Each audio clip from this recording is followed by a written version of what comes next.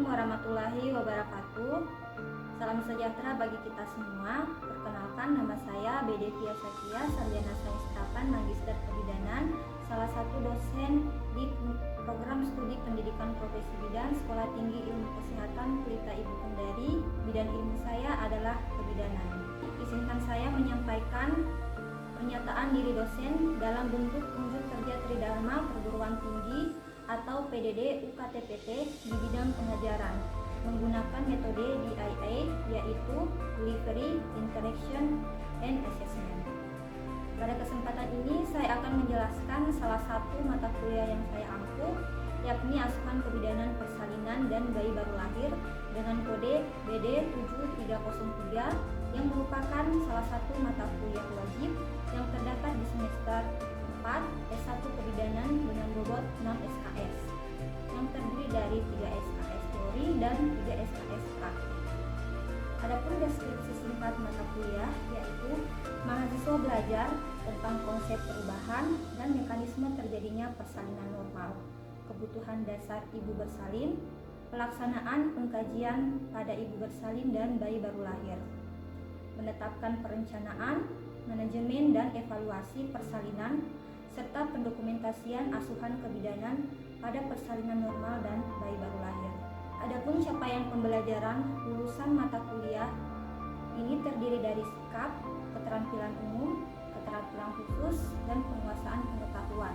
Di antaranya, S1 bertakwa kepada Tuhan Yang Maha Esa dan mampu menunjukkan sikap religius. S2 menjunjung tinggi nilai kemanusiaan dalam menjalankan tugas berdasarkan agama, moral, dan etika.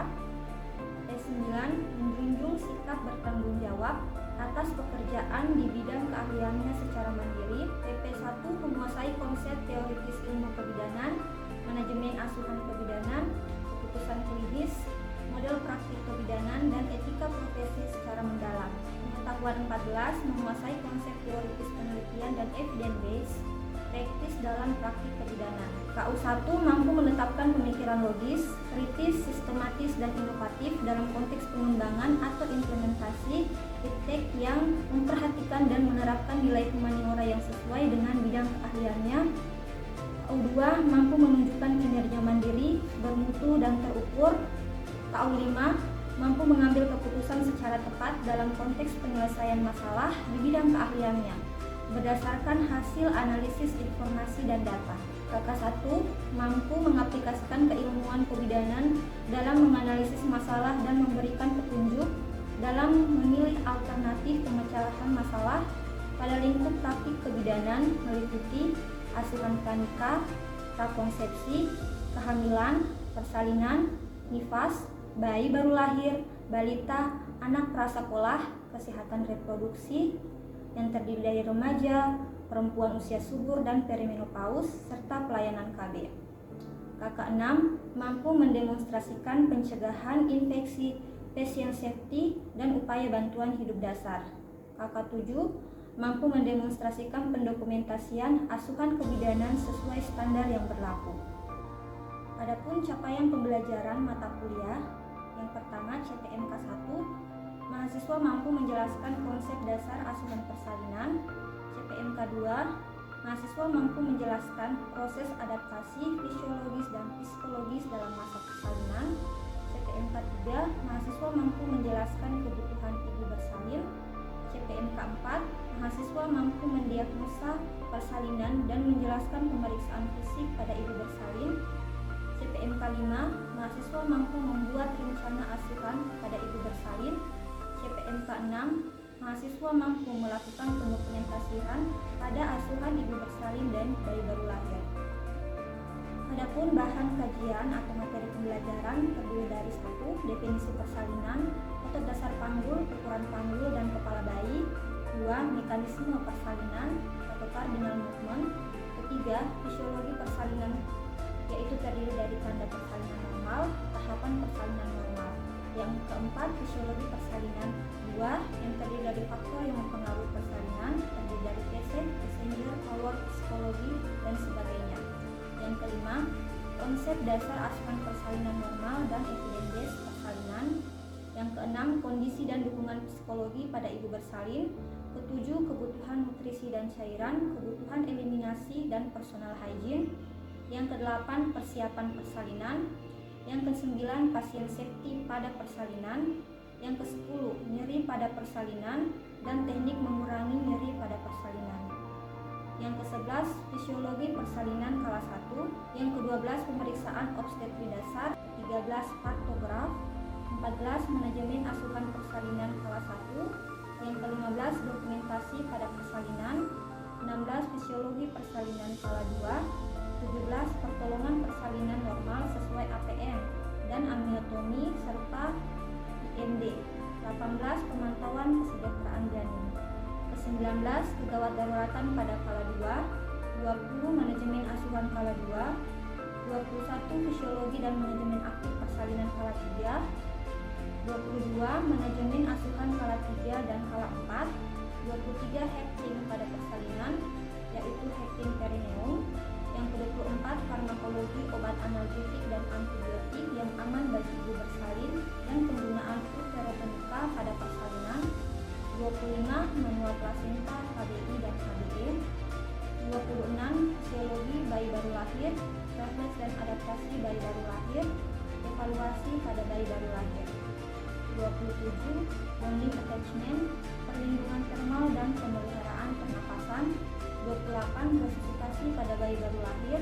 29, imunisasi pada bayi baru lahir dan pemberian ASI pada bayi baru lahir. 20, pendokumentasian pada ibu bersalin dan bayi baru lahir. Adapun rujukan pembelajaran sebagai bentuk strategi delivery proses penyampaian materi ke mahasiswa dengan menggunakan beberapa referensi, yaitu terdiri dari referensi utama dan referensi pendukung. Mata kuliah ASKE persalinan dan bayi baru lahir terdiri dari 16 kali pertemuan, yaitu 14 kali tatap muka, 1 kali UTS, dan 1 kali UAS. Adapun metode pembelajaran disesuaikan dengan kemampuan akhir yang diharapkan berdasarkan CPMK setiap pertemuan yang meliputi discovery learning, small group discussion, case-based learning, dan simulation. Adapun bentuk tugas mahasiswa yaitu dengan memberikan kuis interaktif, penugasan terstruktur, mandiri, dan diskusi kelompok. Di awal pembelajaran saya melakukan refleksi materi sebelumnya untuk mengetahui bagaimana pemahaman mahasiswa yang akan disambungkan dengan materi-materi yang akan datang. Untuk mengukur hasil pembelajaran mahasiswa berupa attitude, knowledge, and skill dievaluasi dengan penilaian formatif dan sumatif menggunakan instrumen penilaian dengan bobot kehadiran 20%, keaktifan mahasiswa 10%, tugas 20%, ujian akhir semester 25%, dan ujian tengah semester 25%. Selanjutnya saya akan menampilkan proses pengajaran yang saya lakukan pada mata kuliah asuhan kebidanan persalinan dan bayi baru lahir. Selamat menyaksikan. Bismillahirrahmanirrahim. Assalamualaikum warahmatullahi wabarakatuh.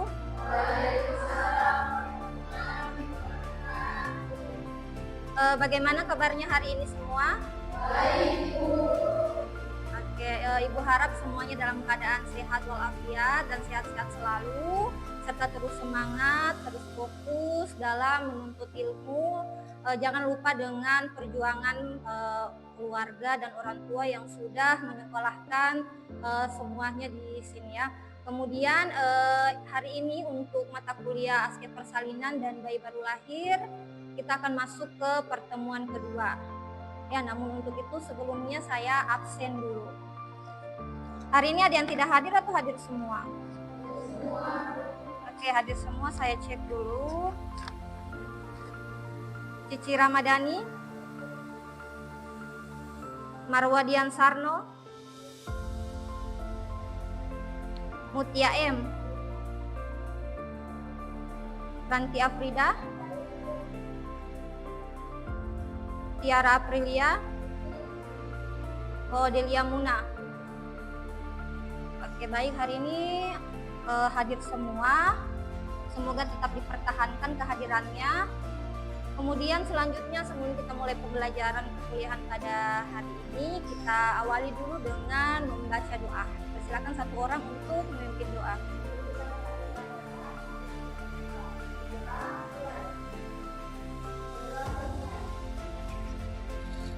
Oke, baik. Hari ini kita akan masuk ke pertemuan kedua untuk mata kuliah asuhan kebidanan, persalinan, dan bayi baru lahir. Nah, sebelum kita masuk ke materi, saya ingin mereview terlebih dahulu terkait dengan materi pertemuan pertama, yaitu terkait dengan definisi persalinan dan bagian-bagian panggul. Ada yang bisa menjelaskan untuk pertemuan yang lalu? Ya, dipersilakan ya.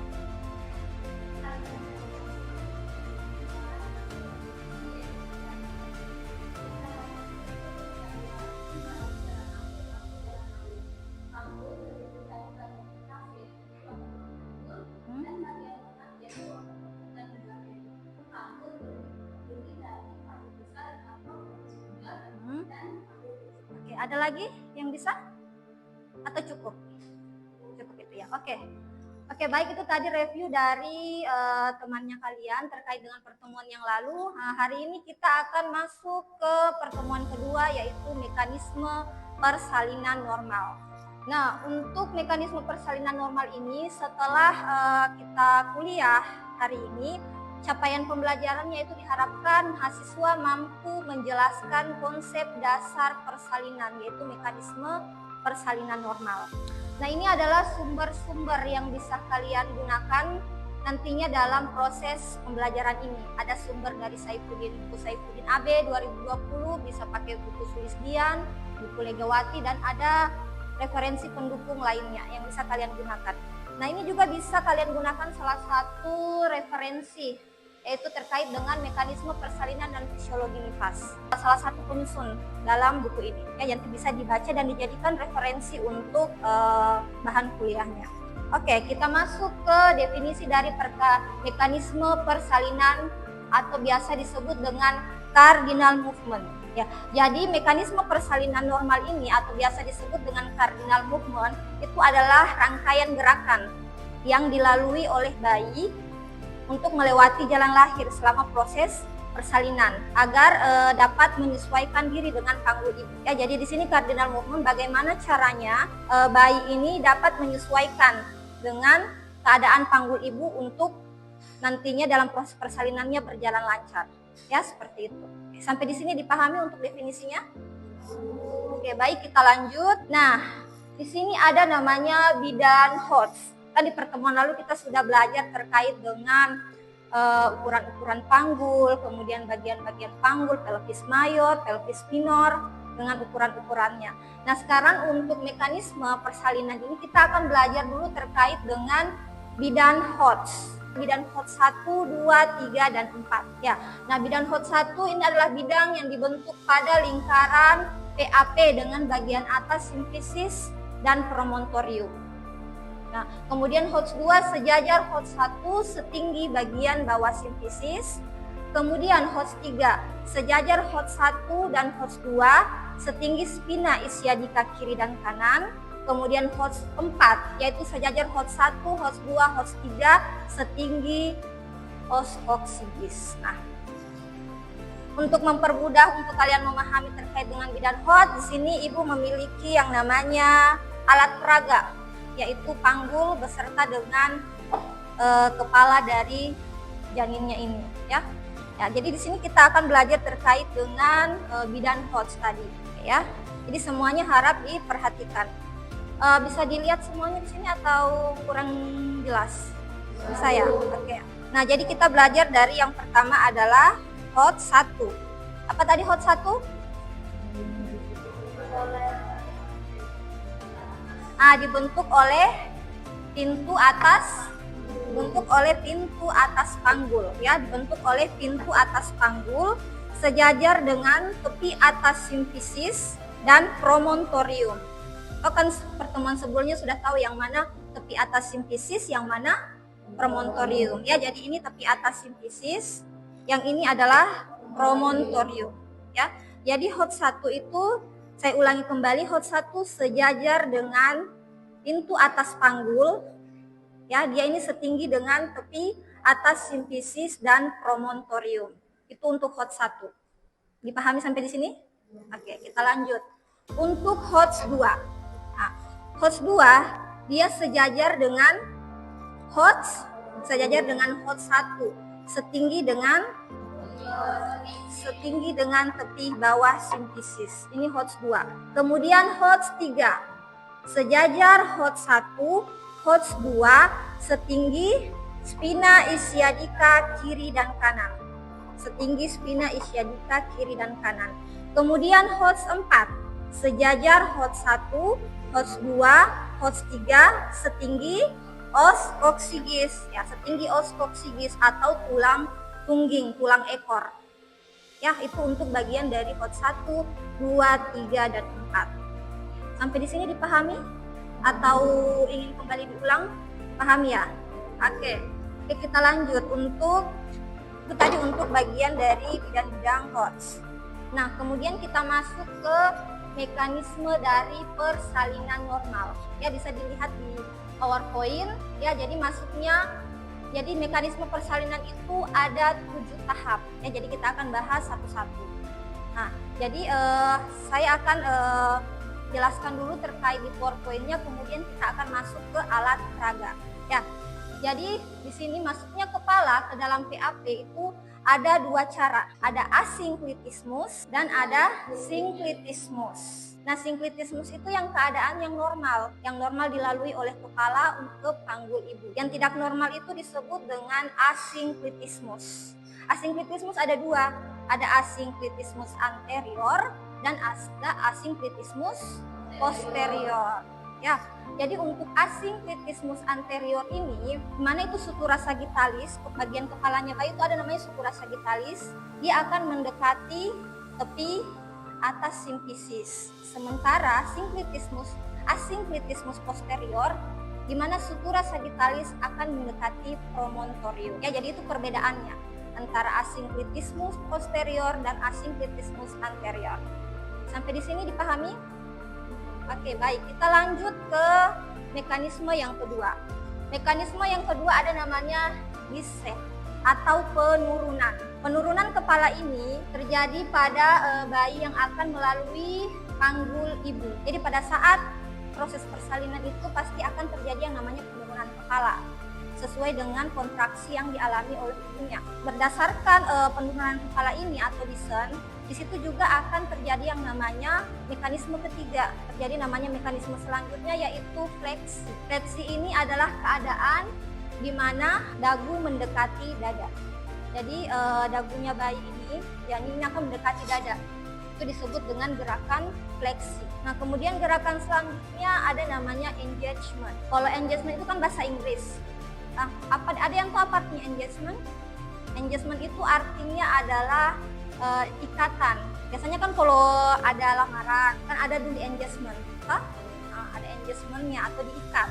Nah, sama halnya dengan proses dari mekanisme persalinan ini ada namanya engagement, yaitu nanti kepala bayi akan turun dan diikat oleh area panggul. Nah, karena area panggulnya ini diikat, mengikat dia penurunan kepala bayi, maka harus terjadi yang namanya gerakan selanjutnya yaitu putaran paksi dalam atau internal rotation. Ya, harus terjadi putaran paksi dalam. Ini tujuannya untuk menyesuaikan dengan luas panggul atau jalan lahir dari ibunya. Nah, kemudian ada ekstensi. Ada ekstensi. Ekstensi ini adalah proses di mana dagu menjauhi dada. Tadi kan fleksi, dagu mendekati dada. Ini kebalikannya, ekstensi itu dagu menjauhi dada.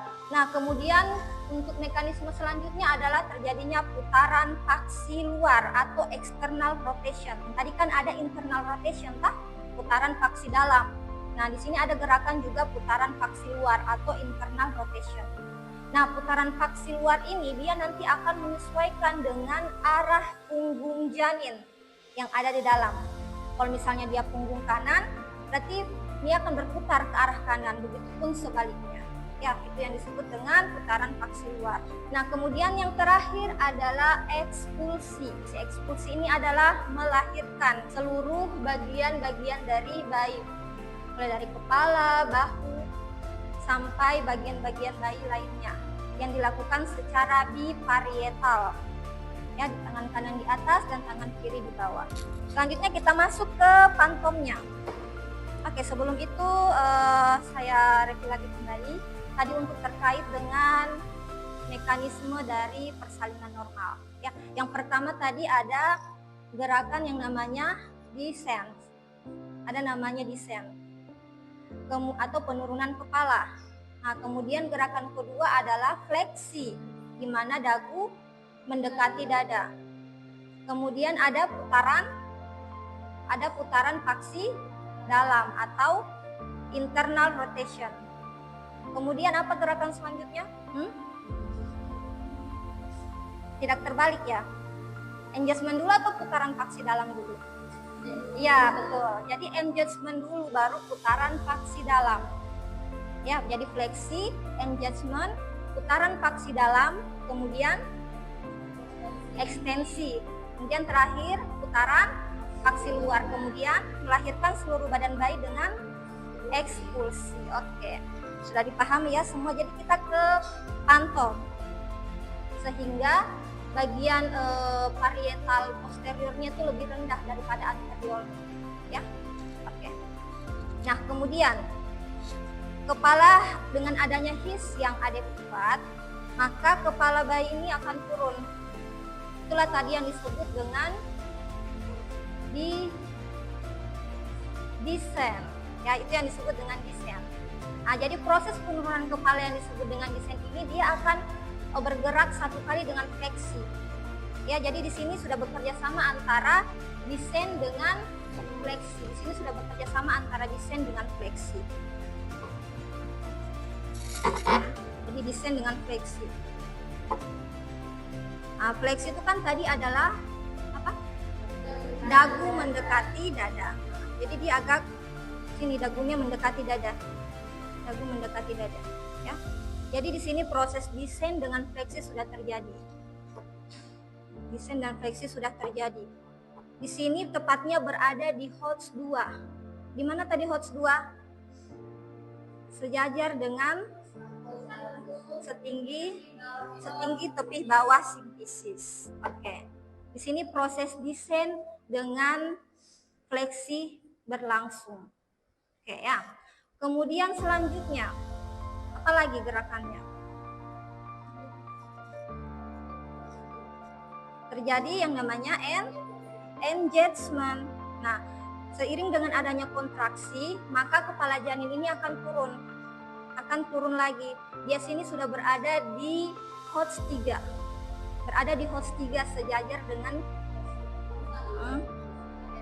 setinggi dengan spina ischiadica kiri dan kanan, setinggi dengan spina ischiadica kiri dan kanan. Apa yang terjadi di sini? Ini kan sudah memasuki yang namanya bagian bidang tengah panggul menuju ke bagian bawahnya.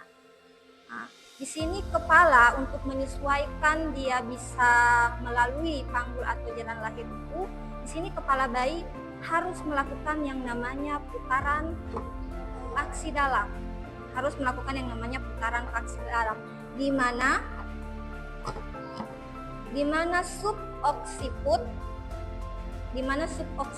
tepat berada di tepi bawah simfisis. Ini disebut dengan putaran paksi dalam. Nah, kemudian gerakan selanjutnya adalah bayi akan melakukan yang namanya ekstensi. Ya, jadi akan melakukan yang namanya ekstensi, di mana dagu menjauhi dada. Jadi di sini jalan lahir ini akan lebih ke arah atas. Untuk jalan lahirnya, sehingga ini bayi ini akan menengadah ke atas seperti ini untuk menyesuaikan jalan lahir yang ke arah atas tadi ini. Nah, sehingga harus terjadi yang namanya proses ekstensi, di mana dagu menjauhi dada. Ya. Kemudian selanjutnya adalah terjadi yang namanya external rotation atau putaran paksi luar, menyesuaikan dengan punggung yang berada di dalam. Nah, menyesuaikan dengan punggung yang ada di dalam. Nah, dia akan berputar seperti ini. Nah, kemudian selanjutnya adalah melahirkan seluruh badan bayi dengan ekspulsi. Nah, di sini akan lahir semuanya dengan teknik ekspulsi, di mana kepala, bagian telinga, bagian mata, bahu ini akan lahir semuanya dengan teknik eksklusi. Di sini kita jangan lupa melakukan yang namanya biparietal. Kemudian kita lahirkan ke bawah, ke atas, kemudian lahirlah seluruh badan bayi secara eksklusi. Ya, ini untuk cardinal movement atau mekanisme persalinan normal. Sampai di sini dipahami? Oke, baik.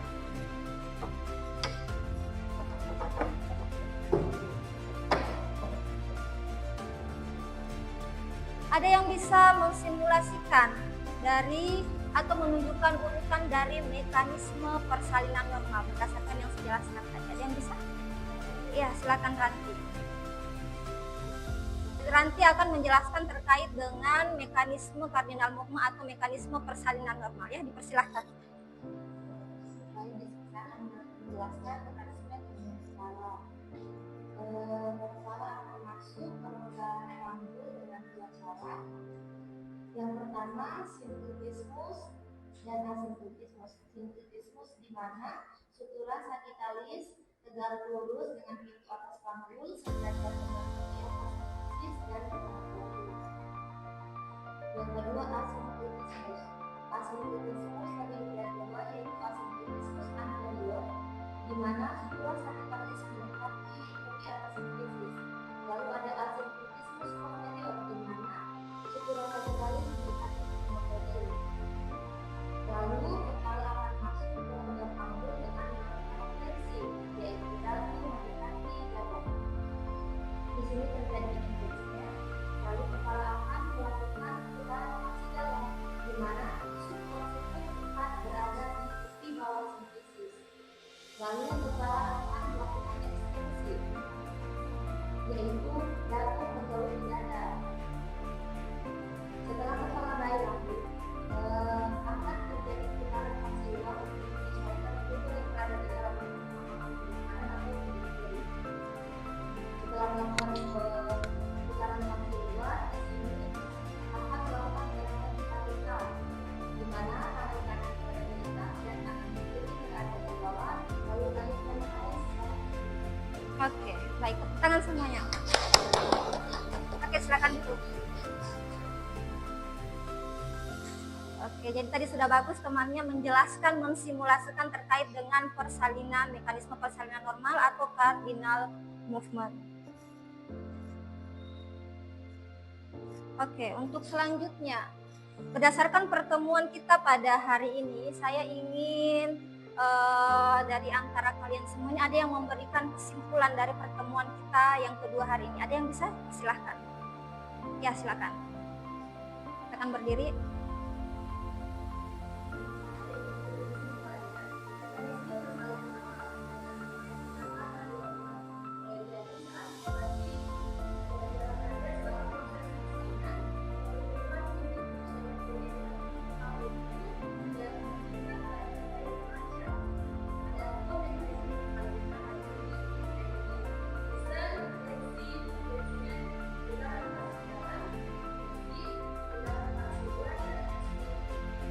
Oke, baik. Tangan semuanya. Oke, silakan duduk. Oke, jadi itu kesimpulan pertemuan kita pada hari ini untuk pertemuan kedua. Selanjutnya nanti saya akan memberikan terkait dengan tugas. Ya, nanti tugasnya itu adalah membuat video untuk mensimulasikan dari mekanisme persalinan normal. Ya, nanti saya juga akan men-share di WhatsApp grup kelas terkait dengan ketentuan dan syarat-syarat serta informasi lebih lanjut mengenai tugas videonya ini. Ya, oke, baik. Pertemuan hari ini saya akhiri cukup sekian. Kurang lebihnya mohon dimaafkan. Wabillahi taufiq wal hidayah. Wassalamualaikum warahmatullahi wabarakatuh. Waalaikumsalam warahmatullahi wabarakatuh. Terima kasih.